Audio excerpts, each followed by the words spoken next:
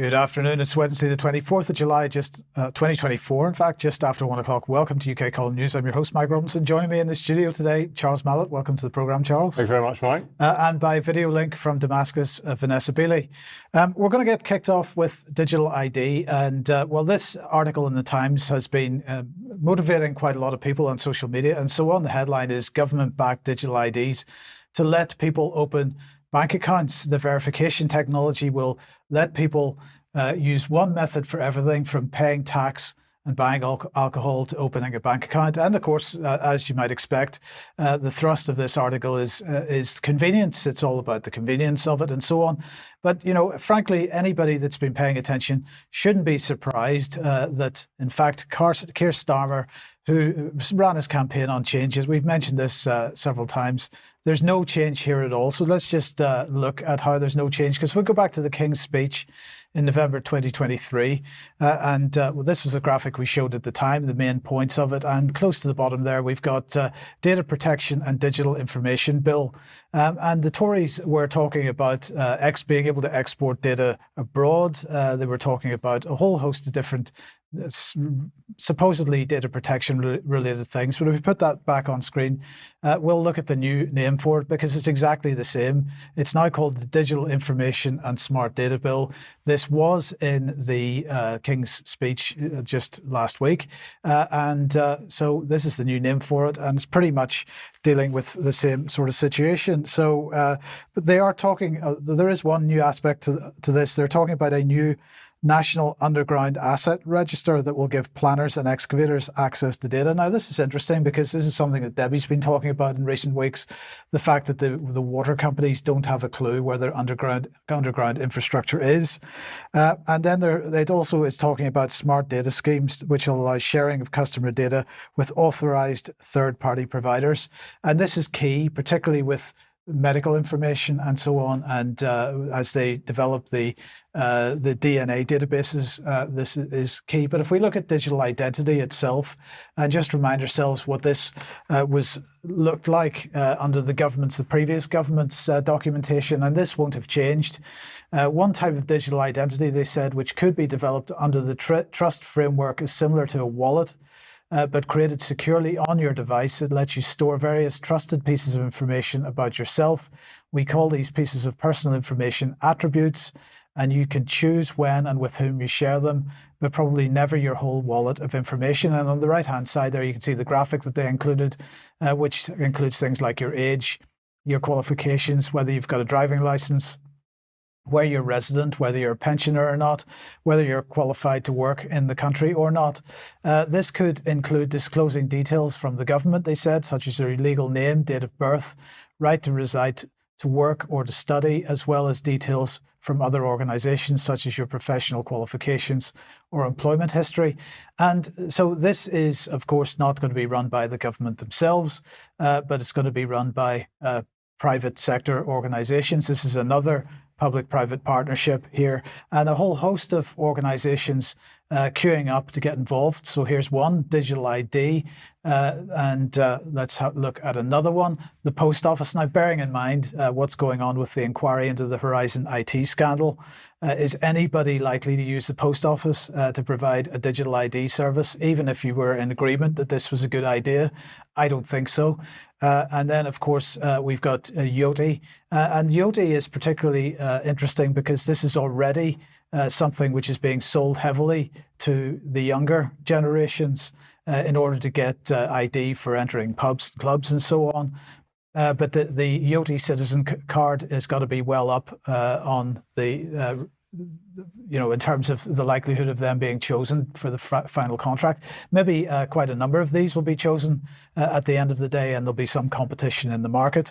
It's not just in the UK, of course, because this is a global agenda, as we all know, and the EU talking about exactly the same thing, that a digital ID and personal digital wallet for EU citizens, residents and businesses.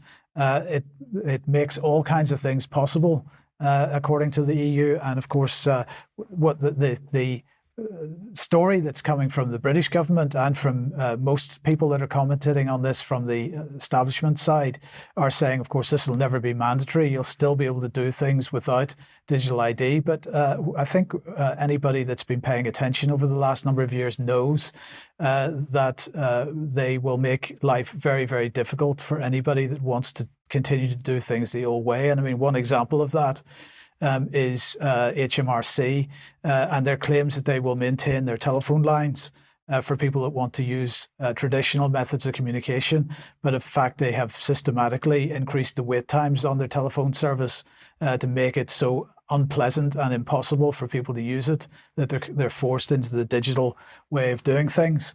And of course, it's not mandatory, except it sort of is, because here's gov.uk and their one login system. And the idea of this is that you have a single login for every government service that you might use.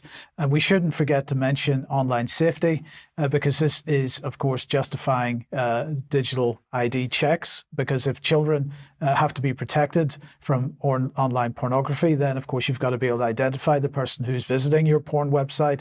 And that means you've got to be able to identify what age they are. They've got to be able to identify who they are.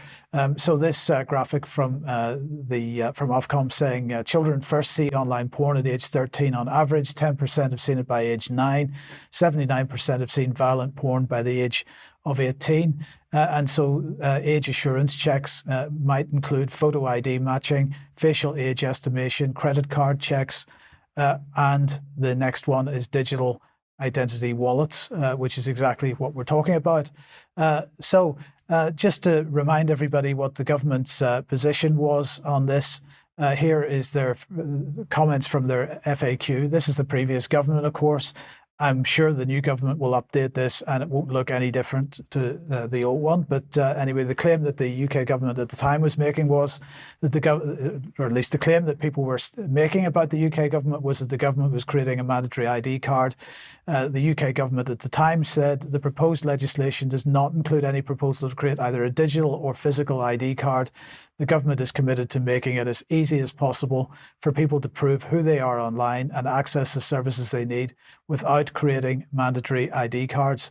But as we've just, the point I've just made is that it will be effectively mandatory because it'll be so difficult for people to get access to services without it, that although they claim it won't be mandatory, in practice it will be. So we're saying that that's at the very least misleading. The next claim that they were worried about on the internet is that this will make it easier for hackers to get hold of people's data. And the fact that they were claiming was that cybersecurity is a critical priority for the government, that the government recognises how important it is to protect users and their data and have robust measures in place to ensure the security and integrity of online government services and systems, which is pretty ironic, bearing in mind the consistent efforts that the government has made to make it easy for hackers to get access to data and to publish it online, as we saw recently with the NHS hack in London and millions of records appearing online as a result. So we're going to say at the very least, this is misleading. And finally, then the claim that sharing data in this way will erode my privacy rights, and the government then claiming that this is not true because the government has stringent data protection processes in place. All data sharing is compliant with data protection legislation and guidance published by the Information Commissioner's Office. This will remain the case for any and all data sharing subsequent to the proposed legislation, which is why they're completely reorganising the Information Commissioner's Office. They were under the previous legislation. They will continue to do so under this legislation.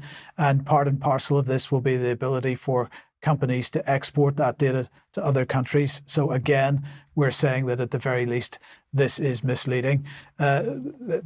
No change, because it's just continuation with the agenda that we were seeing up until now.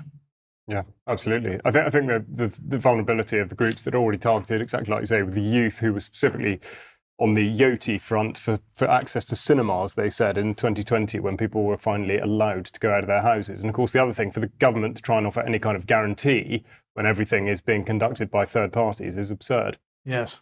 Now, Vanessa, let me welcome you to the programme. And well, kind of in a sense, staying in the same vein, because we're talking about data collection, bulk data collection in the broad sense, but actually looking in a bit more detail what we were talking about on Monday with respect to anti-Semitism? Well, anti-Semitism, Unit 8200, and censorship and thought control, basically, by Israeli organizations. So this was an article that did actually appear in The Guardian. I think it was first published at the end of June and then was updated. Exclusive Israeli documents show expansive government effort to shape US discourse around the Gaza war. So let's have a look at what it actually says. The authors of this article are Li Fang and I've got Mike Paulson, I think. So last November, just weeks into the war in Gaza, Amichai Tikli, a brash 42-year-old Likud minister, so the same party as is led by Netanyahu, was called into the Knesset to brief lawmakers on what could be done about rising anti-war protests from young people across the United States, especially at elite universities. He's since led a targeted push to counter critics of Israel, and The Guardian has uncovered evidence showing how Israel has relaunched a controversial entity as part of a broader public relations campaign to target said protests at US college campuses. So let's have a look. The Concert, which is basically this nexus of organizations that are also described as a PR commando unit, referred to a sprawling relaunch of a controversial Israeli government program initially known as Killer Shlomo, designed to carry out what Israel called very sinister mass consciousness activities targeted largely at the US and Europe. Concert is now known as the Voices of Israel, previously worked with groups spearheading a campaign to pass so-called anti-BDS state laws that penalize Americans for engaging in boycotts or any other nonviolent protest of Israel. So then let's have a look at what they then say. It's worth reading this whole article because it is very detailed. Another group, Cyberwell, a pro-Israel anti-disinformation group, led by former Israeli military intelligence and Voices officials, the Voices of Israel, has established itself as an official trusted partner to TikTok, Meta, helping both social platforms screen and edit content. A recent Cyberwell report called for Meta to suppress the popular slogan "From the river to the sea, Palestine will be free," unfortunately not explaining that that was actually a statement put out by the Likud party originally. A spokesperson for Cyberwell responded that it receives no government funding whatsoever from any country, and the organization's leadership is neither affiliated with nor compensated by Voices for Israel. The spokesperson added that Cyberwell's funding comes from private donors from across a broad spectrum of political, religious, and communal interests committed to combating digital anti-Semitism. Well, that's very interesting because what I actually discovered when I started looking into this, when Mike pointed me towards this labyrinth bunny hole, was that the original authors had actually written a follow-up article on Li Fang's private Substack, pro-Israel group censoring social media, led by former Israeli intelligence officers. Again, I really recommend reading this. It's full of details that were not in the Guardian original article. So what does he then say? He basically points out that when Cyberwell was reached for comment regarding why the biographies of its staff and advisors were removed or were scrubbed from their website after the Guardian article, they said, highlighting the danger of generating false and misleading information, we were forced to remove the Our Team page for safety reasons. Following the publication of your story, our analysts were attacked and identified by name on X. Users shared your article and our employees' names with a wider network, and we became concerned for our staff's safety. Despite Cyberwell's denial of ties to Voices of Israel, the organization's 2022 annual report listed its chief financial officer as Sagi Balasha, the first CEO of the organization, now known as Voices of Israel. The list of Cyberwell advisors in the report also included IDF forces, Israeli Defense Forces spokesperson, Lieutenant Colonel Peter Lerner, who was Israeli Corporate Records revealed to be a director of the research and intelligence arm of Voices, known as Keshet David, which is Hebrew for David's bow. Keshet David was initially headed by Yossi Kuperwasser, the former head of research in the IDF Military Intelligence Directorate, widely known as Amman, and an ex-director general of the Ministry of Strategic Affairs. Another advisor to Cyberwell, Amos Yadin, previously led Amman. Now, in the article, they also then go on to point out, so the chief executive of Cyberwell and 2 board members worked at the same private Intel spin-off from Voices for Israel, and the director of this spin-off is an advisor to Cyberwell. The CEO of Voices for Israel became effectively the CFO of Cyberwell. So Cyberwell was lying in their statement to The Guardian. So you have the executive director and founder, Tal Or Cohen Montomeya, and Zohar Gorgel, a decorated IDF intelligence officer with over a decade of experience in various cyber and technology roles.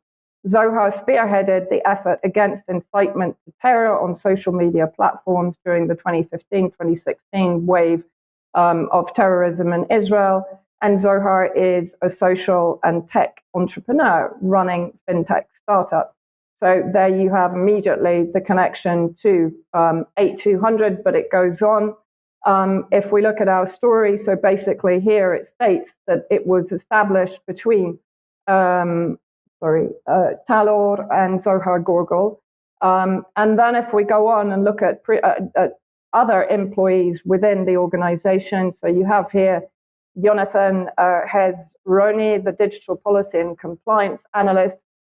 He holds an MA in government, summa cum laude, and an LLB with distinction in law from Reichman University. Jonathan was admitted into the Israeli Bar Association in 2022 as a former analyst and analyst team leader in the research department of the IDF, military intelligence. He has extensive experience. And then if we look at the advisor, which was mentioned in the Li Fang subsequent article to The Guardian article, Major General Amos Yadlin, with over 40 years of service in the IDF. Yadlin served as the former chief of the IDF's military intelligence. So he was the chief, basically, we assume, of at least of one of the units, including perhaps the 8200. Prior to that, he served as defense attaché to the United States. Recently, Amos completed his position as the director of the Institute for National Security Studies at Tel Aviv University. And then when I basically went to the Cyberwell website, if you look at the bottom right-hand corner, Mike and I had a slight disagreement of this. I feel that it is being basically slightly hidden from view. They are proudly funded, if I then blow up what it says in that bottom right-hand corner, proudly funded by the UGA JA Federation New York, United Jewish Appeal, the Federation of Jewish Philanthropies in New York, which is clearly part of the Zionist movement nexus, which is encouraging operations like the birthright voyages to Israel. In other words, the indoctrination of young Jewish teenagers and even younger in the United States. Then I started to look into the board of the UJA New York, and you here have Linda Morels. You can freeze frame this to read about her on the website. But what was really interesting, when I went to her LinkedIn profile, guess who she used to work for? For 15 years and 4 months, she was at the Tony Blair Institute for Global Change, board member, so from January 2017 until fairly recently, April 2023. And prior to that, she was a board member at the Tony Blair Faith Foundation. Isn't that bizarre that Tony Blair's name crops up in what is effectively a Zionist nexus? So coming back to Cyberwell, this was part of their recommendations to the Meta Oversight Board. So Cyberwell suggests the following content moderation measures be applied from the militarized group's approach to the phrase "from the river to the sea," due to the real world harm being committed under the slogan. So they're talking basically about posts on X and Facebook, Instagram, all of the meta complex, basically. So reduce ranking in the newsfeed, reduce in search, reviewing related hashtags that are sparking or mobilizing real-world harm, prohibit use of ads, fundraisers, commerce surfaces, and monetization tools when using this phrase. And then from their website itself, these are basically quick facts 2023. So it's saying it was founded in 2022. It monitors 5 platforms: X, TikTok, Facebook, Instagram, and YouTube in 2 languages, Arabic and English, location in Tel Aviv. 6,000 pieces of content vetted and counting. 150,000 pieces of content flagged as highly likely to be anti-Semitic, waiting for review. And what is their success rate on getting this content removed? 32.1% average rate of removal across all platforms in 2023. There it says data speaks louder than words. So here we have Unit 8200, effectively Israeli military spy unit, censoring posts on all of the Meta platforms and getting them removed. And I can't recommend again and again highly enough to listen to the interview that Mike and I did with David Miller on the Zionist movement in Britain, but he does also include the United States. But I think the more we go into this, Mike, the more really sinister this entire movement is and how it's affecting every sector of our daily lives, basically, and our freedom of speech. Absolutely. And it's a huge infrastructure, a huge network with huge amounts of money. And of course, when we've got companies that are spawned through Unit 8200 doing this kind of work, at the same time they're doing so-called cybersecurity work, and therefore getting, everybody requires to have cybersecurity software. So they're getting paid huge amounts of money every month in subscription fees and so on. This is it's a good business model for them, but and hugely influential. So keep watching for more on this. But Charles, where does that take us? It takes us to the recurring theme, the theoretical construct in the UK at least of geoengineering, which we've been talking about for a long time now. And since the last COP meeting last year, it's been pushed further and further towards the front of the queue. And now the BBC has taken it up. So we'll talk in a bit about the apparent, or at least the science that's put forward, but also the language that's being used. And I've highlighted the text there, or at least put a box round. Conspiracy theories swirl about geoengineering, but could it help save the planet? So the conspiracy theory part is the significant detail here. And we have Simon King, a lead weather presenter with the BBC, saying, if we can't control rising global temperatures by drastically cutting carbon emissions, could something called geoengineering be a way to cool the planet? So from what he says, the interesting detail, of course, is to point out that if he's saying rising global temperatures, which of course is highly debatable in the first place, but if that can't be controlled by drastically cutting carbon emissions, then how is he suggesting that anthropogenic activity in the first place is indeed increasing the world's temperatures? But nonetheless, he goes on, or at least the article goes on, with yet another rather childish diagram of how geoengineering could cool the atmosphere. And I would say that the purpose of this is just to cement in the brains of those that watch this the idea that this could be done with technologies, with infrastructure that already exists. So we see an aircraft and a ship. We talk about stratospheric aerosol injection, releasing tiny particles to reflect solar radiation back to space. And again, marine cloud brightening, which we've talked about in the past. So the idea, sorry, Mike. We shouldn't worry because it's not to scale. Indeed, it's not to scale, no. So I'm not sure which bit should be bigger or smaller. But since the entire scientific construct, there's a lot of closer scrutiny.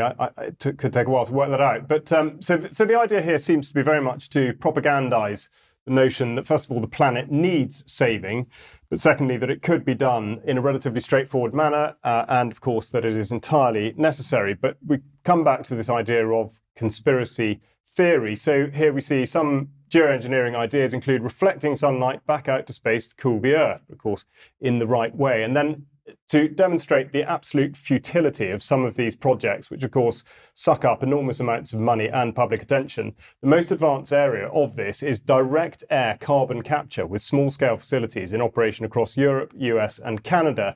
And just to highlight the insignificance of this, they say that they currently remove around 10,000 tonnes of carbon dioxide a year, meaning it would need to massively scale up to make any difference to the roughly 35 billion tonnes we emit globally. So without the assistance of a calculator, I think we can see that it's utterly pointless. And yet people are having it rammed down their throats as something they must believe is possible and worth doing.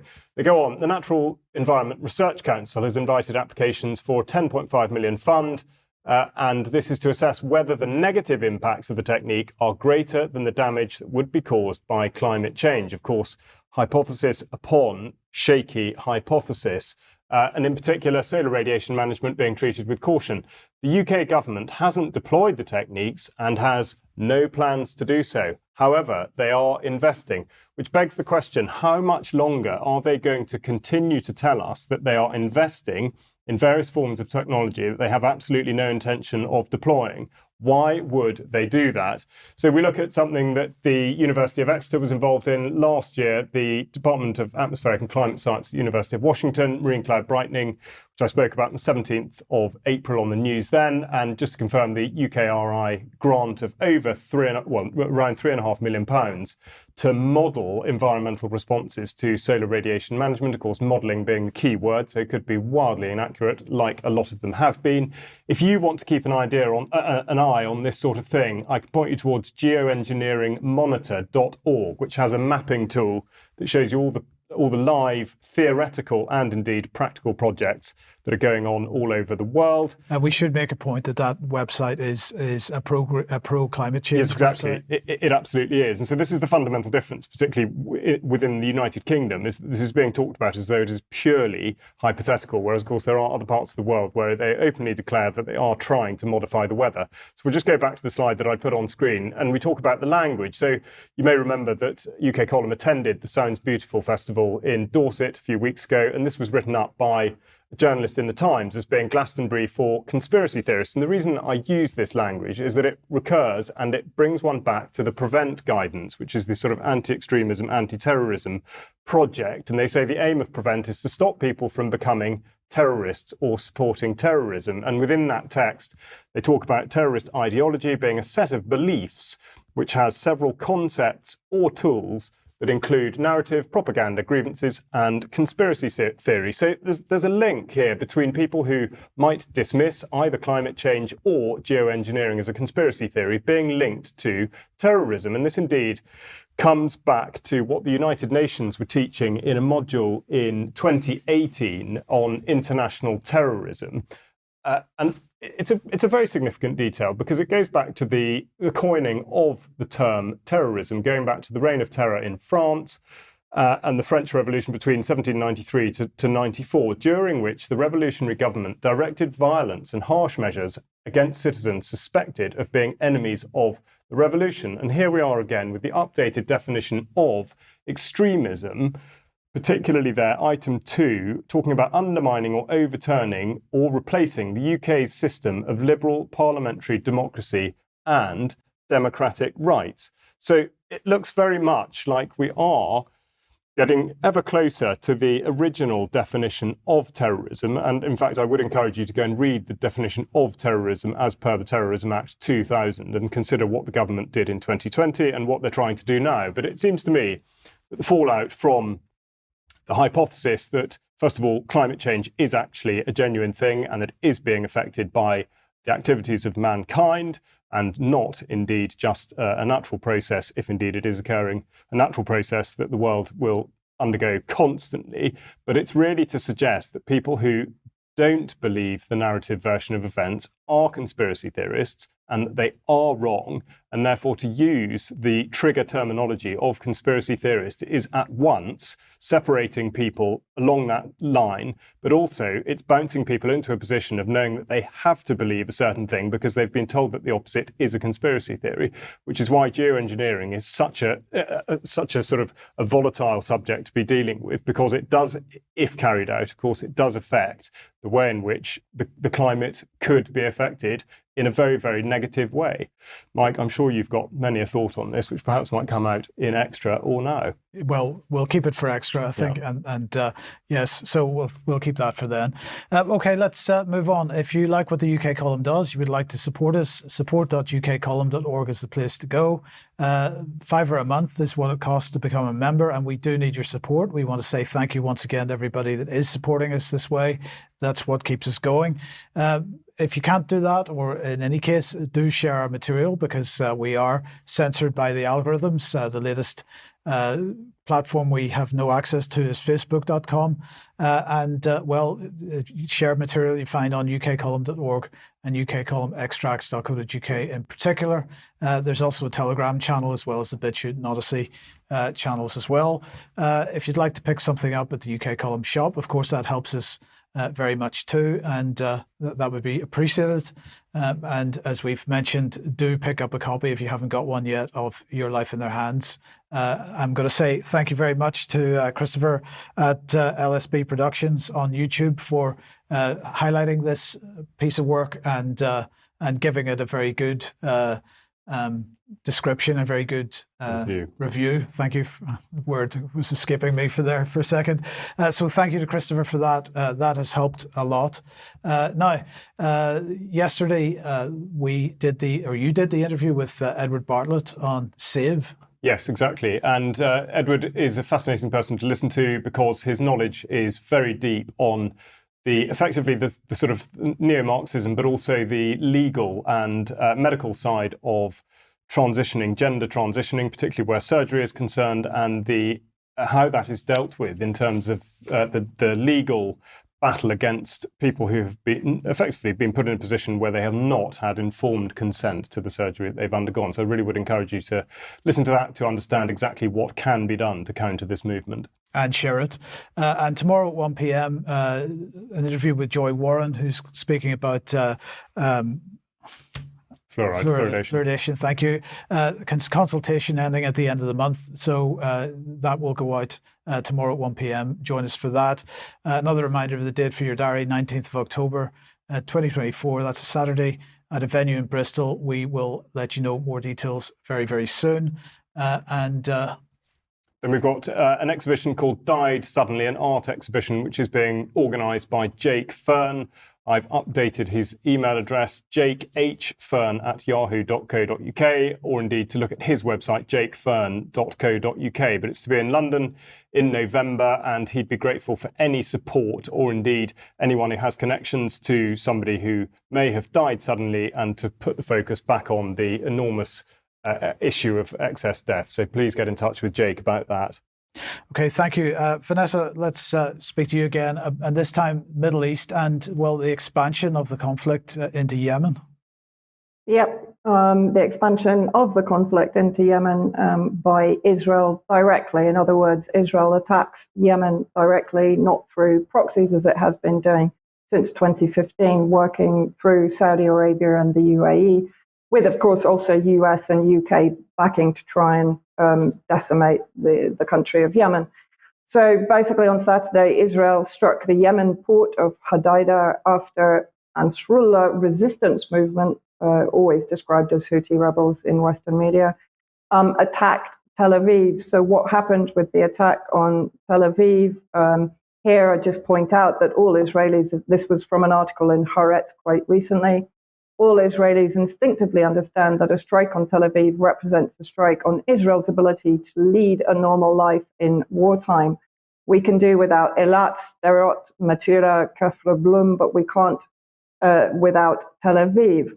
And I would also point out, the Yemeni drone, which traveled over 2,300 miles, traversing Libya and Sudan to reach its target, an area very close to the US embassy, that in fact the Harkiria Central Military Base, which is a huge area, is in the center of Tel Aviv. So when Israel is claiming that Hamas is basically leading to the death of civilians in Gaza, which is a concentration camp, Israeli military is placed in the center of Tel Aviv in civilian areas.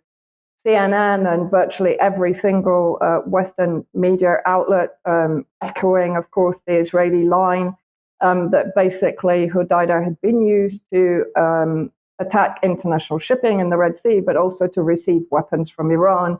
This is basically not true because Hodeidah was the only humanitarian aid entry into Yemen for the 23 million starving Yemeni people that have been under a blockade enforced by the UN since 2015. So a quick look at where Hodeidah is on the map of Yemen. It's over to the west there on the Red Sea coast. An image of the flames that rose after the targeting of the Hodeidah port area and the oil company, which led to the death of 6 Yemeni oil company employees and the injury of perhaps more than 83 civilians. These were satellite images, put together by Maxar Technologies, just showing pre the attack and then the various stages of damage to Hodeidah port during the Israeli attack. 12 F-35s took off from the Nevatim air base, I believe, were refueled in the air and traveled 1,800 kilometers to carry out this fairly devastating attack. However, the officials did put out a statement within 6 hours to say that, in fact, electricity had been restored to most areas that depend on supply from Hodeidah itself. And as I said, what is interesting, and yes, this is an escalation because this is a direct attack by Israel, from Israel, not basically apparently condoned by the US or the UK. And what this will do, as the Yemenis have stated very clearly, it will lead to an expansion of their attacks on Israel. And of course, the attack on Tel Aviv was a demonstration of their ability to do so and to bypass the Israeli air defense. So first of all, there is recent news that Yemen, Ansarullah, the resistance movement, have opened a military coordination office in Iraq to collaborate with the Iraqi resistance, which of course regularly carry out attacks against Israeli targets from inside Syria. And then you have in Al Mayadeen, Ansarullah warned swift and unprecedented retaliation to Israel. And within that article, we can see Hazm al-Assad had added that the Zionist enemy has opened the gates of hell by targeting Yemen's Hodeidah port and the port's military and security centers deep inside the occupied Palestinian territories will be under the fire of the Yemeni army. He stressed that certain Arab countries have crossed the red lines by supporting the Zionist enemy, opening land corridors in lieu of the Red Sea, which is the United Arab Emirates, and opening their airspace, which is Jordan and I believe Saudi Arabia, which provided intelligence previously, and calling the Hamas movement terrorists. We warn them that their answer is on the way. So very clearly, we're seeing an expansion and an escalation in the region. Thank you, Vanessa. And Charles, let's sticking with international affairs. Let's look at Rwanda. We will, yes. It's a very small country in the Great Lakes region of Africa, one that very few British people have ever been to, and yet one that occupies quite a fair amount of parliamentary time, but also is in the headlines at the moment. So we'll have a quick look at a recent speech by Yvette Cooper speaking about Rwanda. 4 volunteers being sent to Rwanda isn't a deterrent to anyone for anything at all. And the idea that he would spend £10 billion on this fantasy, this fiction, this gimmick, rather than ever do the hard graft. Actually, £700 million has already been spent on sending Just 4 volunteers in 2.5 years. Now, we had often warned that it would frankly be cheaper to put them up in the Paris Ritz. Frankly, it turns out, it would actually be cheaper to buy the Paris Ritz. So there we are, straight back into it, trying to score political capital from an issue that really has been confected from nowhere and is in effect a charade and a smokescreen because, of course, it distracts from the very real issue of legal migration, Rwanda, of course, being an apparent deterrent to those who would come illegally and migrate into the United Kingdom. But also it distracts from what's been going on in Rwanda, which had a bill put forward to deem it as a safe place to be able to, in effect, deport people. Now, Paul Kagame, the long-standing president of Rwanda, has just been re-elected last week with a 99% share of the vote, which should set 1 or 2 alarm bells ringing. And, of course, by the time the election campaign reached its conclusion, there were only 3 candidates standing, one of which was him. And this is what the chair of the Electoral Commission in Rwanda had to say about process by which the candidates were streamlined. They feel that National Electoral Commission has purposely or intentionally removed some of the candidates. I think this is not true. And I would want to say that in the process of informing the citizens on the procedure, we mention all those details. So maybe briefly I would say that there is no one who has ever been removed by NEC intentionally. The only thing is that some of them don't follow the laws and the guidelines set for them to be on the list of the. So that's how that gets brushed under the carpet there. And of course, that in itself is a further distraction from what Rwanda has been doing in other parts of Africa with the assistance of other agencies. And the focus now is the Cabo Delgado region of northeastern Mozambique. An article in the Financial Times recently telling us that the energy company Total has handed a security contract for a $20 billion gas reserve to the Rwandan state-linked business.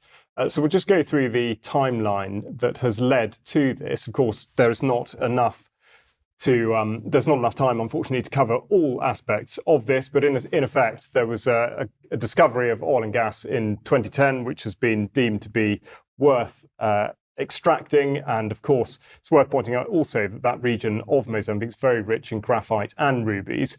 Now, there's been an Islamist insurgency of effectively kind of unknown or indeterminate origins from about 2017 onwards, creating a perilous state of affairs for those that live in the region, but it's not clear quite where it's being funded from or who the insurgents exactly are. But nonetheless, it's drawn in the SADC mission in Mozambique, SAMIM, SADC being the Southern African Development Community. And at the same time, the Rwanda Defence Force came in. Of course, there was very little communication and cooperation between the two, which has led to the withdrawal this year of SAMIM. But in the interim, the EU, among others, have funded the RDF, Rwanda Defence Force, to the tune of 20 million euros. And now, with the withdrawal of SAMIM, the Total has awarded the security contract to Isco Segurança, and we'll come to have a look at exactly who they are in a minute. But here's the European Council announcing the funding to the Rwanda Defence Force of £20 million. And as the French Institute of International Relations points out, Rwanda expects economic rewards after the success of its army in Mozambique, which suggests very much the motivation for wanting to offer assistance to Mozambique in the first place from Rwanda was, of course, because of such a benefit to them, at least financially. Now, the background to this is that the Isco Segurança company is in effect an offshoot of Crystal Ventures, which was set up in 1995, just after the so-called 100-day genocide against the Tutsi people, which was, according to the narrative, ended by Paul Kagame leading the RPF, the Rwandan Patriotic Front, back into Kigali. But nonetheless, this has effectively been the platform by which the RPF have continued to invest both within and without Rwanda. It was formerly known as TriStar Investments. It's reckoned to be worth in the region of $500 million. And of course, it owns the security company ISCO, which is shown here on screen. So really a brief segment on Rwanda, which of course has many, many complexities. And it just goes to show that whilst we hear about it a lot in Parliament, that is in effect a complete distraction. But what it does demonstrate is the absolute coincidence, of course, of creating or the illusion of instability and money being drawn in from all quarters, particularly the EU, but from other governments, and indeed from the huge corporate entities like Total Energy. So we'll keep an eye on exactly which direction this goes in, but also how this might set a precedent for other countries doing similar things, and indeed what the UK, if at all, pays any attention to. Okay, thank you for that. Now let's come back to the UK and online safety, and we'll begin with Ofcom's announcement that they have fined TikTok £1.875 million for providing inaccurate data on safety controls. So what are they saying here?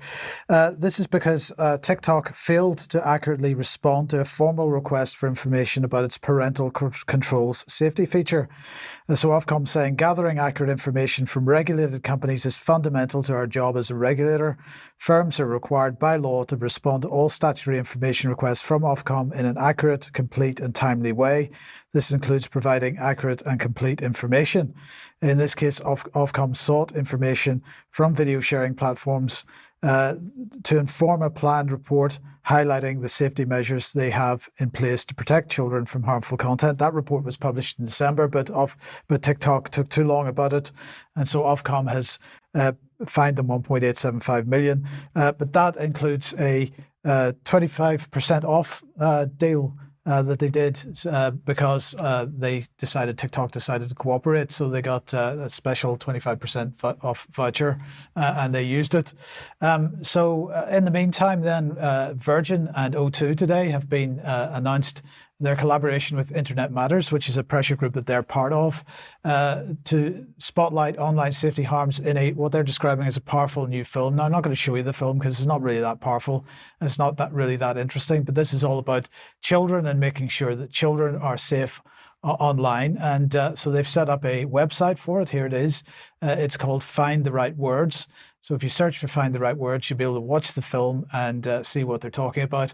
Now, of course, O2, being a mobile operator, part of owned by Virgin Media now, they have a section on their website on age-restricted content and age verification. And this comes back to the digital ID stuff that we were talking about at the very beginning. But it's also about parental controls. And of course, if you switch on parental controls, you can restrict children or anybody using the particular mobile phone from accessing content they claim, which is listed as being over 18 content by the British Board of Film Certification. So the BBFC is now providing ratings for content that's online as well, and that's feeding into Ofcom and into the various providers and so on. But the point here is that there are no solutions to this issue of internet safety for children from a technology point of view, because in 5 minutes, any half-aware child or teenager can get around these. I mean, for example, here's just one example, the free app from Cloudflare, which is called 1.1.1.1, which effectively creates a VPN, which will subvert any of these protections that the mobile operators are providing. That's just one example of many. It's not hard if kids want to get around these types of limitations for them to get around these limitations. Everybody knows this, and therefore we've got to question what the actual motivation for these types of initiatives is. Is it really about protecting children, or is it about censorship and preventing access to certain, or at least trying to prevent access to certain types of content for the rest of us in the guise of protecting children? Many, many more questions to ask about that. But in the meantime, in a related issue then, we've got the Telegraph newspaper, and the question is whether the Telegraph is going to exist for too much longer, or what the deal is going to be done, what deal is going to be done at the end of the day. Sky News has an update for us, and that is that Anton LaVey, otherwise known as Nadeem Zahawi, the former vaccines minister and Chancellor of the Exchequer, is pulling together a deal. He's believed to be pulling a £600 million deal together in order to buy the Telegraph, which is still under a lot of debt at the moment, and not really sure how it's going to survive unless somebody buys it. He's apparently got backers, billionaire backers, including the Rubin family, but many others as well, including this group, Redbird. Now, Redbird was involved in a previous effort to buy the Telegraph up until a few months ago, when the government stepped in and said, no, well, actually, because Redbird's main backers are the United Arab Emirates, we can't have a foreign nation owning a press organ in the UK. And so they set out, they stopped that particular deal going ahead. But nonetheless, Zahawi seems to have this same group involved in his initiative. So it'd be very interesting to see what happens here, whether the Telegraph is actually bought under this deal or not, and whether the new British government is perhaps more sympathetic to the idea of UAE money coming in and buying up the Telegraph. I mean, just to give an idea of how determined Redbird was to get hold of it, they paid off half of the £1.2 billion of debt that the Telegraph owes to Lloyds Bank. And they effectively got nothing for it other than a note saying that they are now owed money because the government stepped in and said, no, you can't have it. So this is clearly why they're trying to pull together a new deal to buy this newspaper, and we'll see where that goes. Absolutely, and how they're going to convince people to read it. Well, that's another question. That would be a big one. Now, land use, agriculture, which we've talked about a lot this year. The government have finally and relatively recently released statistics from 2023. As you can see, no expense spared with the cover of the publication. But just a few of the details from it. And bearing in mind, this is for 2023. So even though there has been a much greater shock to the system through weather and the environmental schemes that we've seen in 2024, from 2023, the utilised agricultural area is reckoned to be about 70% of the total land area, which is down from it being 71% previously. The horticultural area is down 5%. The uncropped arable area is up 13.5%. Beef herds down nearly 4%. Lambs down just over 6%. Pigs down 10%. Poultry down 2.9%, and of course the population of the United Kingdom up by approximately 650,000 in the year, according to the Office of National Statistics. And I thought we'd just have a look at that in graphic form, because this is from the Migration Observatory, and it shows data only, in fact, up until 2022, but of course with the predominantly enormous influx of Ukrainians shown there on the right-hand side. But it shows the differentiation between net migration and natural change. Natural change, I'm not exactly sure how that's defined for the purposes of this graph, but that represents only the very, very small navy blue piece at the top of the chart. Now, all of this falls within the context of the new government, and exactly what are they going to be doing in this area? Is there going to be change or not? And this is from their manifesto. Effectively, they're banging the same old drum. They talk about championing British farming whilst protecting the environment, even though they don't tell the public exactly how they're going to be able to do it. But they do want to set a target for half of all food purchased to be purchased locally. They're going to say that they're making the environment land management schemes work for farmers and nature, even though that seemed to be something that the Conservative government got mostly back to front. Significantly, they talk about eradicating bovine TB and ending what they describe as the ineffective badger cull. So that will fit in with all the forthcoming and anticipated biosecurity measures. And we have to consider particularly the push towards the supposition that bird flu will be affecting humans later this year. Now, I've entitled this bit Unchanged, because the other bit, in terms of land use, of course, relates to the NPPF, the National Policy Planning Framework, and in actual fact, they're not really going to change it at all, but they say they're going to strengthen the presumption in favour of sustainable development, which comes directly from the United Nations Sustainable Development Goals. And indeed, they go on and say, without changing its purpose or general extent, Labour will take a more strategic approach and they will release greenbelt land. But of course, they're cooking the book slightly by referring to it as lower quality grey belt land, even though, of course, it is the same thing. And it will be prioritised for development, but there will be golden rules. We'll see how that plays out. But of course, we should consider that this is on top of the enormous tracts of land that are now being used for solar, as it's being regarded as critical infrastructure, and indeed the relaxation of rules on onshore wind, but also for the change in the growth of crops, particularly with biofuels, bioenergy in mind. But just to show that it's good business for some, the Crown Estate has delivered a record 1.1 billion net revenue profit for the public finances. I think that's a bit questionable, but that's double. They've effectively doubled their income on the basis that so much has been thrown at offshore wind. Now, the other thing that comes up in terms of planning follows a segment that Mike did on Monday, which concerned the Holocaust Memorial Bill in Victoria Tower Garden, just south of the Palace of Westminster.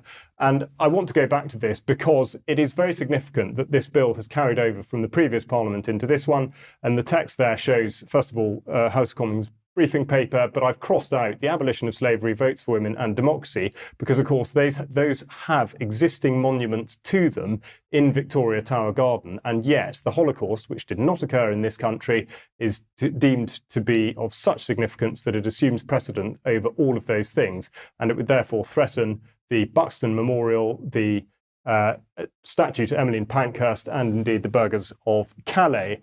But specifically, when the planning permission was refused previously by Westminster Council, the government appealed and the decision was upheld. And here's the critical part. The appeal judge said that primary legislation would be required to amend the 1900 Act so that planning permission could be given. And that is why we have the Holocaust Memorial Bill. It is not necessarily to enshrine the significance of the Holocaust itself. It is to be able to turn over the planning restriction that is on that land currently. And if you wonder which direction this is going to go in, I should just like to point out from Holocaust Educational Trust that according to this, in England, by law, children are to be taught about the Holocaust as part of the Key Stage 3 history curriculum.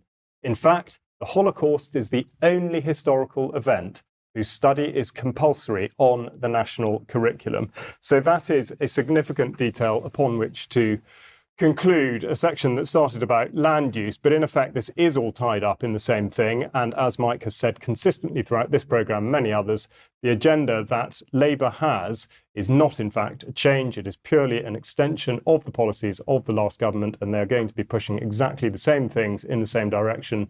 And we will see specifically where this Holocaust Memorial Bill goes, but it seems very likely that it will just be going ahead and all restrictions will just be ignored. Now, as we know, when asked, Keir Starmer decided that Davos is better than Parliament. He doesn't like democracy very much, and we start to get a clue about how much he doesn't like democracy. So let's put this tweet on screen. This is from Jessica Elgott, and many other people have been talking about this on X over the last 24 hours. 7 Labour rebels on the SNP amendment on 2 child benefit. So this is about child benefit being denied to anybody that has more, for the 3rd child or above.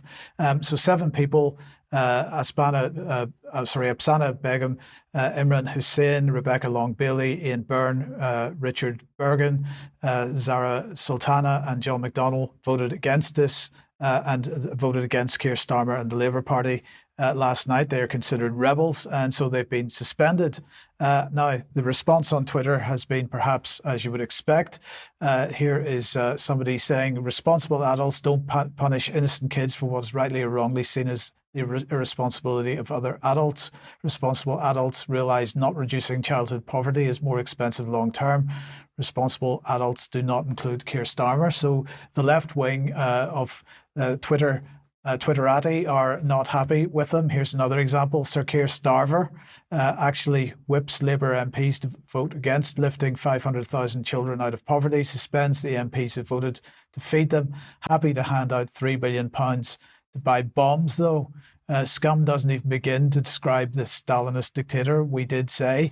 So his own support base, absolutely, or at least the Labour support base, absolutely unhappy with this situation. But of course, the question has to be asked, bearing in mind he has such a majority, 450 MPs, I'm not sure I can't remember what his majority is, must be 200 or something.